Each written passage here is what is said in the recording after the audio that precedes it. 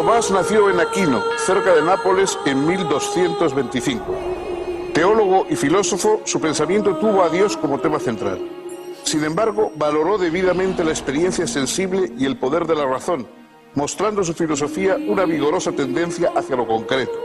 Su obra es uno de los momentos culminantes del pensamiento medieval, realizando la síntesis más acabada entre el aristotelismo y la doctrina cristiana.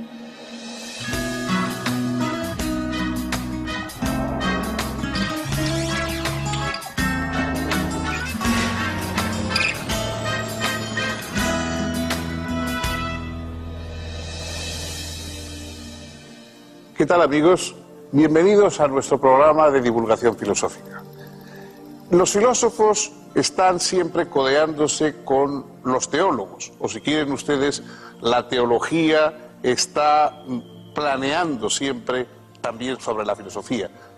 Aristóteles, el propio Platón, han hablado indistintamente de los temas del mundo, de los temas de la realidad, y también han hablado de vez en cuando de la divinidad. Pero a partir de la filosofía cristiana, a partir de que el cristianismo se convierte en la gran ideología de Europa, naturalmente la teología adquiere un carácter, un peso mucho mayor del que había tenido nunca. En primer lugar, porque la teología está al servicio de una iglesia y esa iglesia es muy potente. Es decir, los filósofos normalmente hablan desde su opinión, desde su punto de vista, pero en aquel momento la gran Iglesia católica del medievo era la única y la gran fuente de poder ideológico que había en Europa. Y los teólogos eran los administradores de ese poder, de ese gran poder ideológico que era la religión católica. Dentro entonces de la filosofía había los que pretendían servir a la teología de un modo y los que pretendían servirla de otro, pero pocos de los filósofos de la época escapaban a los planteamientos teológicos. No fue una excepción Tomás de Aquino, el más grande sin duda de los filósofos medievales, el más potente, el más completo, y también, a pesar de que naturalmente era un hombre ortodoxo religiosamente, o a santo, como saben ustedes, tenía unas aportaciones que llegaron a ser importantes y casi, diría, revolucionarias. Por ejemplo, se convirtió en un abogado de las doctrinas de Aristóteles. Los libros de Aristóteles eran vistos con sospecha por parte de los teólogos católicos. Por una parte, porque era un pagano y por lo tanto que un pagano pudiera enseñar cosas a los cristianos no estaba bien visto. Y por otra parte, para colmo, porque las obras de Aristóteles habían sido conservadas por el mundo árabe, de modo que se duplicaba el que era un pagano que nos llegaba a través de los árabes. Estos no fueron argumentos que disuadieron a Santo Tomás de conceder toda su importancia a la filosofía de Aristóteles y a través de él de crear toda una filosofía cristiana apoyada en el aristotelismo. Si siguen ustedes con nosotros, van a ver desarrollarse la figura de este gigante del medievo y del pensamiento teológico.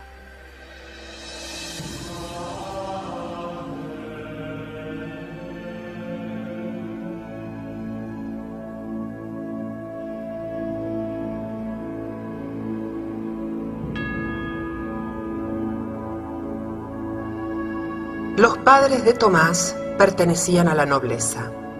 Tuvo 6 hermanos y 5 hermanas, pero su padre decidió preparar al niño para que algún día pudiera ser elegido abad del monasterio benedictino de Monte Cassino. Ello sería conveniente para asegurar la fortuna familiar. Por eso, a los 5 años, lo envió a ese monasterio para iniciar su educación. Tomás permaneció durante 9 años en Monte Cassino y en 1239 fue a la Universidad de Nápoles para continuar sus estudios. Profundizó sus conocimientos de filosofía y se relacionó con algunos religiosos de la Orden de Predicadores, fundada por Santo Domingo de Guzmán. Tomás decidió ingresar en ella, pese a comprender que su familia, que esperaba que hiciera carrera en la jerarquía eclesiástica, no podría estar de acuerdo con tal decisión. La orden dominicana, al igual que la franciscana, no daba a sus miembros más futuro que el de frailes mendicantes.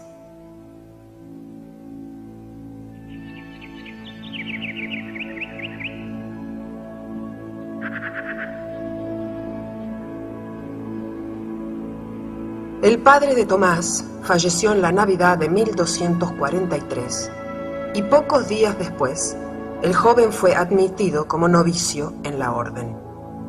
Su madre, no dispuesta a permitir que su hijo renunciara a un futuro prestigioso para la familia, envió a sus hermanos a secuestrarlo y llevarlo a la fortaleza de Rocaseca en el reino de Sicilia, donde permaneció hasta fines de 1245. Finalmente, con la complicidad de sus hermanas, el corpulento novicio, que además de medir casi 2 metros de altura, era bastante obeso, se descolgó por la noche desde la ventana de sus habitaciones con una suerte de soga formada por sábanas y cortinas anudadas y escapó. Frente a los muros de la fortaleza lo esperaba el director espiritual de los dominicos, Fray Juan de San Julián, con 2 caballos. Ambos huyeron de inmediato a Nápoles. Luego de completar su noviciado, Tomás fue enviado a Colonia para estudiar teología con el maestro Alberto Magno. Allí permaneció entre 1248 y 1251 como discípulo y luego, una vez ordenado sacerdote, hasta 1252 como maestro bajo la dirección del propio Alberto. En 1252, el maestro general de la orden envió a Tomás a la Universidad de París como bachiller para hacerse cargo de una de las 2 cátedras que los dominicos allí regenteaban. Los franciscanos tenían bajo su dominio solo una. Entretanto, el resto de las cátedras eran impartidas por maestros seculares, quienes comenzaron a recelar a los religiosos, puesto que sus clases eran las más concurridas.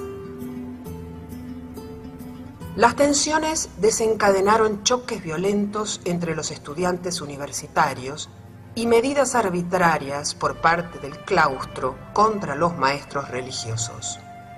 Los concurrentes a las clases de estos eran amenazados para que no asistiesen.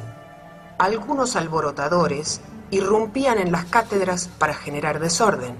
Se apedreaba a los maestros, que debían movilizarse con guardia armada, y se llegó a disparar flechas contra las ventanas de los conventos. El líder de los maestros seculares, Guillermo de Saint-Amour, hizo difundir un escrito en el que se responsabilizaba a los dominicos y franciscanos del malestar de la universidad.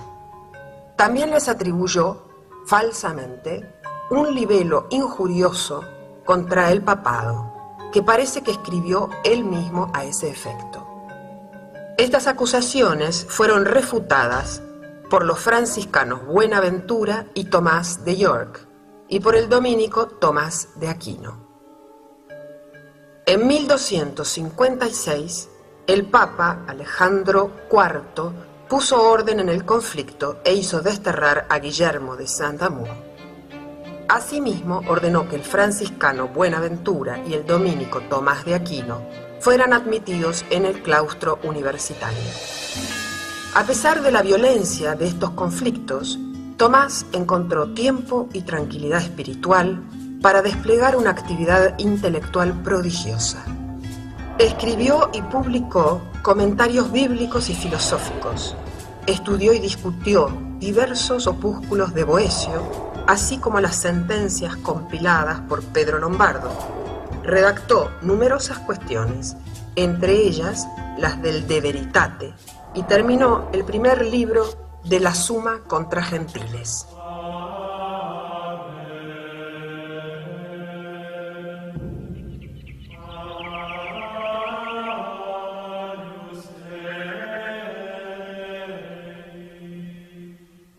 Entre 1259 y 1268 fue enviado por su orden a Italia y nombrado predicador general en el capítulo de Nápoles.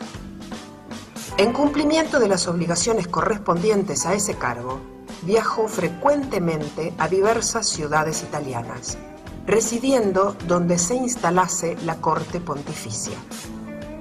En este período fue teólogo, consultor del Papa. En estos años terminó su Summa contra Gentiles y su comentario a la obra del pseudo Dionisio Areopágita. A pedido del Papa Urbano IV, redactó la glosa evangélica conocida como Catena Aurea y otros textos. También se ocupó de temas doctrinales, teológicos y filosóficos. Quizá fue este el período más prolífico de su vida. En 1267 comenzó a escribir una obra que pudiese servir de libro de texto para los estudiantes de teología. Era la Summa Teológica.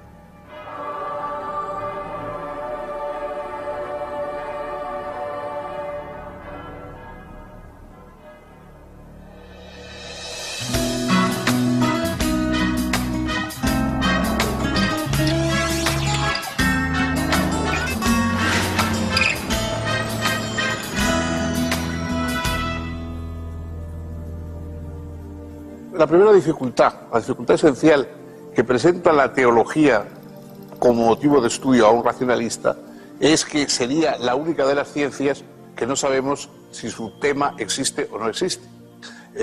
Naturalmente, para Santo Tomás de Aquino estaba fuera de toda duda la existencia de Dios, pero comprendía racionalmente que esta duda podía plantearse a alguien que no tuviera la fe.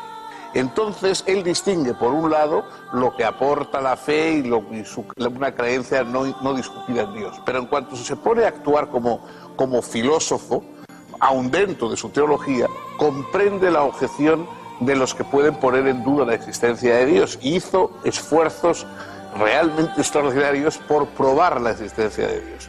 ¿Cómo vamos a hablar, cómo vamos a hacer elucubraciones teológicas sobre cómo es Dios, cuáles son sus cualidades, cuáles son sus atributos, etcétera, si no sabemos si existe o no existe? Previamente a todo lo demás, hace falta establecer la existencia de Dios. Y una de las piezas más conocidas de la inmensa obra de Santo Tomás son las 5 vías, las 5 pruebas de la existencia de Dios. Las 5 vías se reducen un poco siempre a lo mismo, es decir, existe la realidad, existe el mundo con una u otras perfecciones, alguien tiene que haberlo hecho. Si vamos remontándonos, vemos que cada cosa, cada árbol da lugar a nuevas semillas y nuevos árboles, cada animal engendra nuevos animales, etc. Todo tiene como un proceso, pero en un momento debe haber un comienzo, y ese comienzo tiene que ser un creador que no haya sido previamente creado, y todas esas vías, cree él racionalmente, llevan a esa conclusión del creador final. Bueno, en su momento esto fue, ya era audaz el querer probar la existencia de Dios, puesto que de alguna manera aceptaba que hubiera quien dudase de ella, de modo que no hay que quitarle importancia a la audacia de alguien que decide probar la existencia de Dios por si acaso es necesario. Obviamente la historia no ha aceptado en gran parte las vías que se deben a una física antigua y a unos conocimientos muy dudosos sobre el mundo, y sobre todo a un malentendido, que es que no se puede explicar lo que no sabemos por algo que conocemos aún menos. Es decir, conocemos poco del origen del universo, pero nada de Dios, y por lo tanto decir que Dios explica el origen del universo, se sigue una pregunta inmediata: ¿y quién explica a Dios?, ¿no? Ese sería el final de la cuestión, pero naturalmente ni Santo Tomás ni su tiempo permitían llegar tan lejos.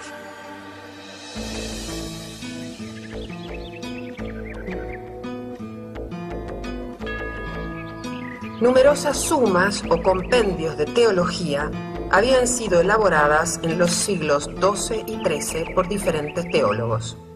Se trataba de explicaciones completas y ordenadas de los diferentes aspectos de la doctrina católica. Pero la de Tomás era profundamente innovadora. Otros habían centrado la teología en la obra de la redención, en la Iglesia como cuerpo místico de Cristo, o en las obras y señales de Dios. Pero Tomás entendía que la teología no se ocupaba propiamente más que de Dios mismo, y veía todo lo demás solo en cuanto manifestaciones de la divinidad.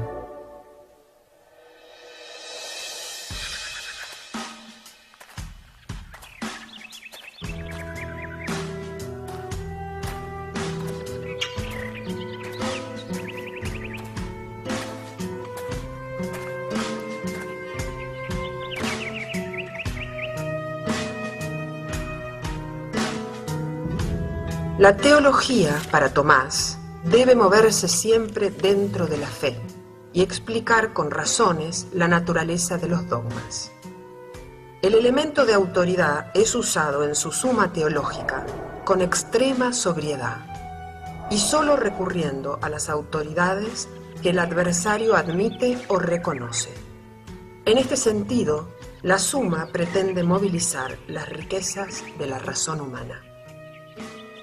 Cada artículo de la suma consta de 4 partes. En la primera parte, quaestio, se plantea el problema en forma concisa.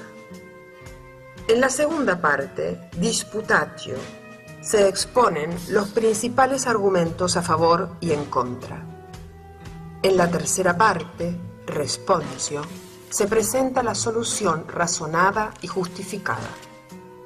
En la cuarta parte, vera solutio, vuelve sobre los argumentos expuestos en la disputatio para eliminar las razones falsas y afirmar definitivamente la verdadera solución del problema propuesto originalmente. En 1269, el general de la Orden volvió a enviar a Tomás a París para que se hiciese cargo de la cátedra para extranjeros en la universidad.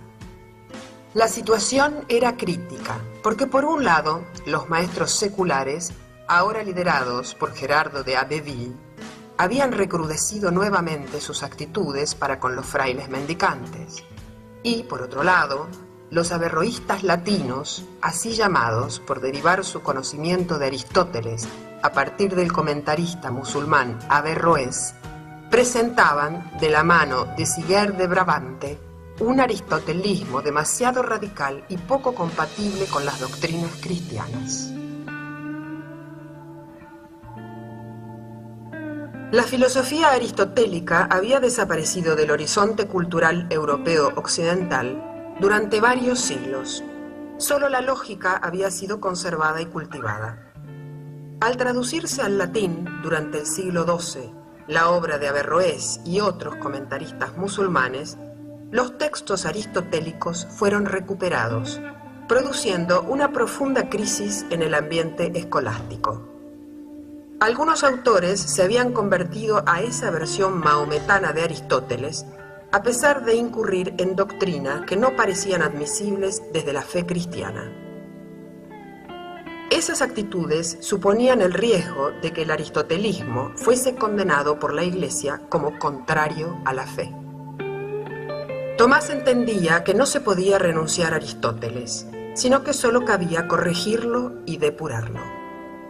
Por ello encargó a Guillermo de Moerbeke, dominico y helenista, que tradujera directamente del griego, lo más fielmente posible, los libros de Aristóteles.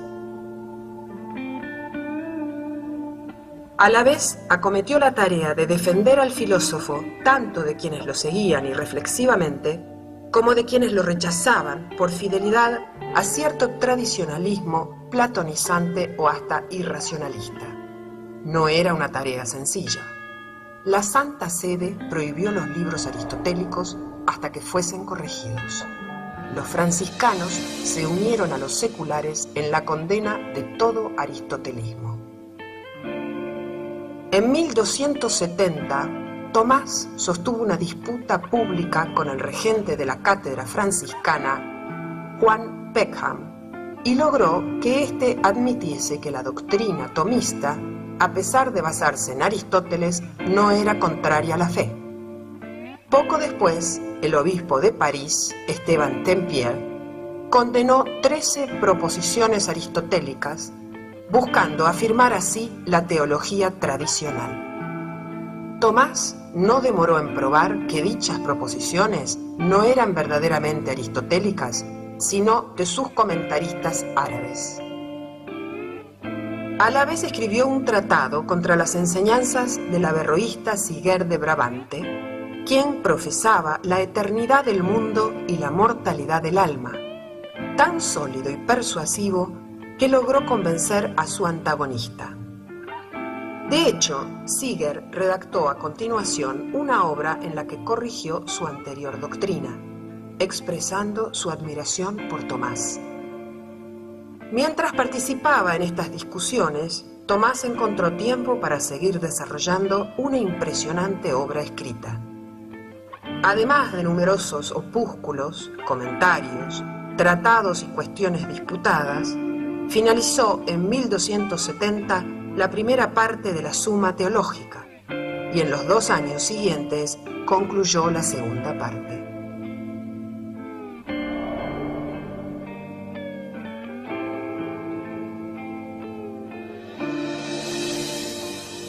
Las aportaciones de Tomás de Aquino al campo teológico fueron inmensas, es decir, escribió muchísimo, polemizó con los teólogos de su época, polemizó con los teólogos musulmanes, con los teólogos árabes que también conocía, realizó un esfuerzo extraordinario por precisar y por definir algo tan complicado como los atributos divinos, por hacer comprensibles racionalmente ciertas dogmas del cristianismo, por ejemplo, la transubstanciación, la Eucaristía. Pues bueno, eso exige una reflexión sobre qué es la esencia y la existencia de cada uno de los seres y hasta remontarnos a Dios. Es decir, el esfuerzo de Santo Tomás fue por poner la razón al servicio de una fe. Claro, esto da que él partía de la base de que ya había llegado a la conclusión cuyo camino iba a recorrer. En un momento define la filosofía como ancilla theologiae, es decir, la filosofía es criada, es la criada de la teología y tiene que servirla y tiene que llevarle las cosas que la teología necesita. Esto es un poco algo que va en contra del espíritu filosófico tal como lo entendemos. La filosofía precisamente lo que se hace es preguntar dudas, preguntar cuestiones que no sabe a dónde van a llevar. Santo Tomás está ya en el conocimiento de allí donde quiere llegar y lo que hace es brindar caminos racionales, pero para que lleven a una situación, a una condición que él ya ha aceptado de antemano. Es, por supuesto, un serio, digamos, argumento en contra de su propósito filosófico, pero no cabe duda de que la honradez y la determinación con que lleva a cabo ese intento racional de llegar hasta lo que está más allá de la razón son verdaderamente dignos de reconocimiento y sobre todo en su momento fueron y chocaron con conservadurismos que se negaban siquiera a plantear el que la razón pudiera escalar grados hacia la majestad de la divinidad.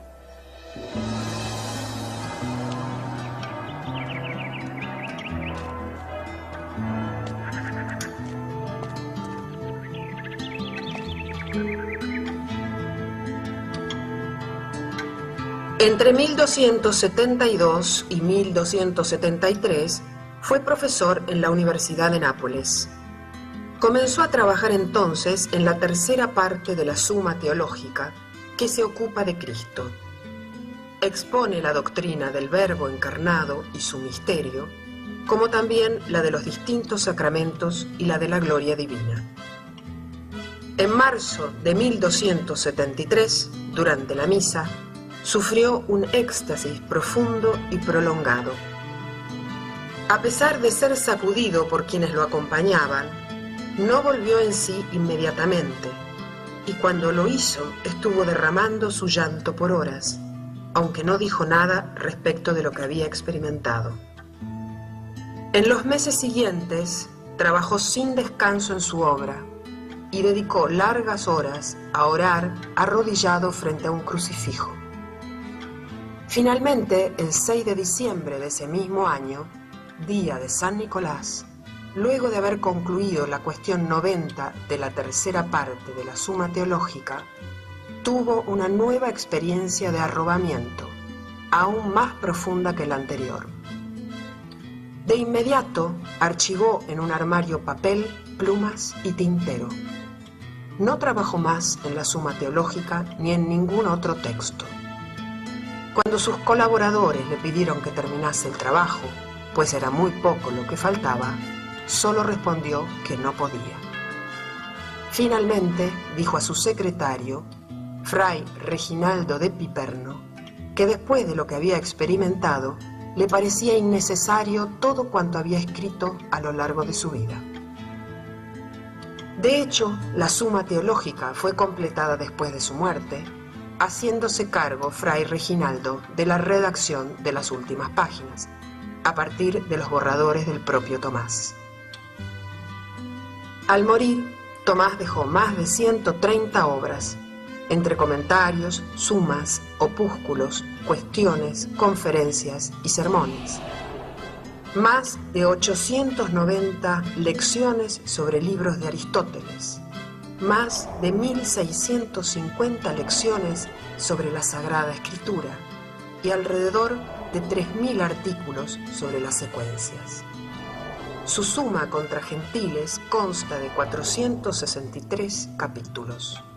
La Suma Teológica tiene 512 cuestiones y un suplemento que comprenden 2652 artículos en los que aparecen expuestos y resueltos más de 10.000 argumentos. En 1323, el Papa Juan XXIII procedió a la canonización de Tomás, afirmando que cada uno de los artículos de su Suma Teológica era ya un milagro.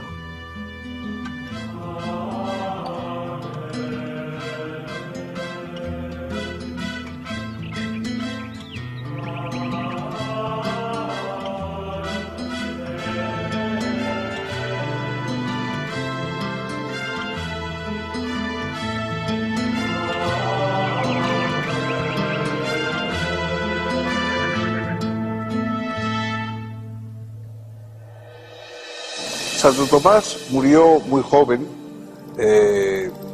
camino en Roca Seca, camino de un concilio, y sorprende al ver la magnitud enorme de su obra constatar que solo vivió 49 años. La obra de Santo Tomás, que hoy, desde el punto de vista de los teólogos y de la Iglesia, es la piedra angular de todo lo que puede ser una filosofía cristiana, si es que este concepto de filosofía cristiana tiene algún sentido. Recuerdo a este propósito la broma de Borges, que decía que esto era como hablar de equitación protestante, ¿no? Bueno, pero en fin, si tiene algún sentido hablar de filosofía cristiana, hoy, naturalmente, la piedra angular es Tomás de Aquino. Pero no fue así en los años y los siglos posteriores a su muerte. De hecho, poco después de morir, muchas de las proposiciones de sus libros fueron condenadas por la Iglesia. Y tardó mucho tiempo en llegar a convertirse en el gran patriarca del pensamiento cristiano que hoy es. Prácticamente hasta el siglo XIX fue León X el que ya lo ensalza como el más grande de los teólogos, el más grande de los filósofos cristianos, y hasta ese momento prácticamente no había tenido reconocimiento, de modo que el auge y la predominancia de Santo Tomás es una cosa del siglo XIX y del siglo XX. Antes había permanecido casi en una situación o oculto o, en fin, un poco en dudas respecto a su ortodoxia, etc. Que Santo Tomás de Aquino fue una potencia intelectual extraordinaria, eso no cabe ninguna duda.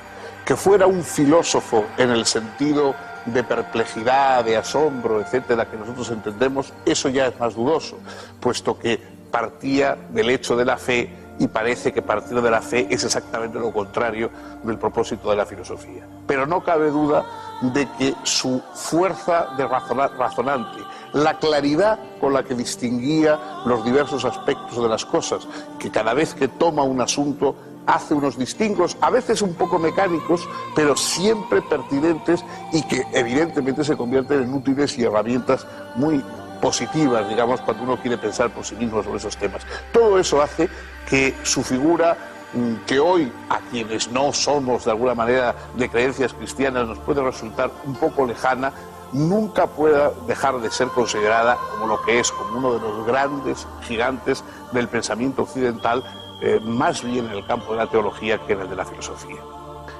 Hemos llegado con esto al final de nuestro programa.